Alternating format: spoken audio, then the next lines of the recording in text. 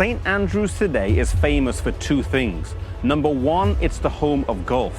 And number two, it's the town where Prince William met Kate whilst he was studying at university. But it's the spiritual history of this town that is most interesting and significant. St. Andrews was the town in the 1500s where the first Protestant Scottish martyr was burned for his faith.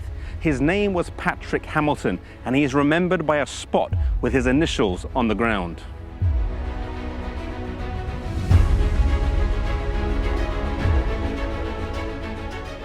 But we fast forward to the year 1538 when Cardinal David Beaton took over and made it his mission to catch a reformer by the name of George Wishart and stamp out what he saw as the growing heresy in Scotland.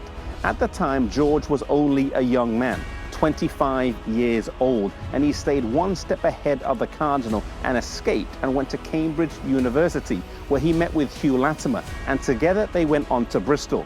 He was only there for about 6 months when he got into trouble again and had to flee the city.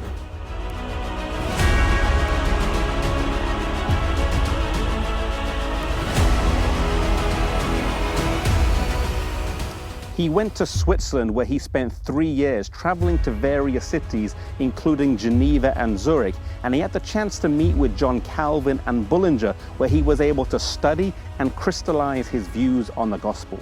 In 1542, he returned to the British Isles and went to Cambridge, where he taught at the university. After teaching for 1 year, he then returned to Scotland, where he began to preach the gospel in cities around the country.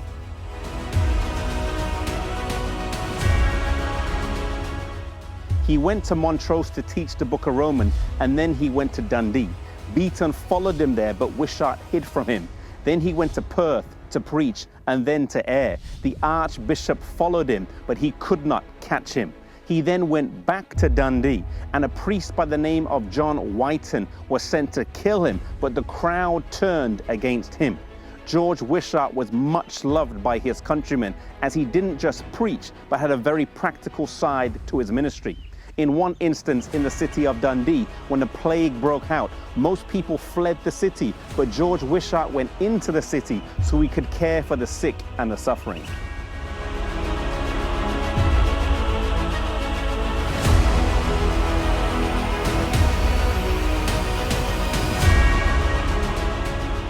Towards the end of his life, he met John Knox, who was a young man at the time and would go on to be a great leader in his own right in the Scottish Reformation.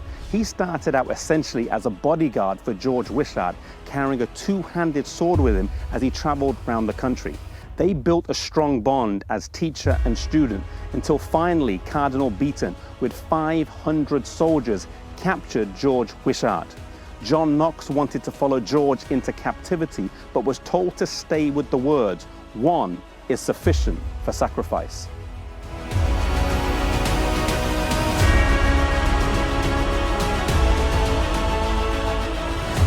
He was brought here to the castle and put here in this sea tower where he was imprisoned. He was then tried, and as he was tried, he answered all his accusations from the Bible. They were not satisfied, and he was condemned to death. Outside the castle walls, the initials GW are imprinted on the ground, marking the exact spot where George Wishart gave his life at the young age of 33.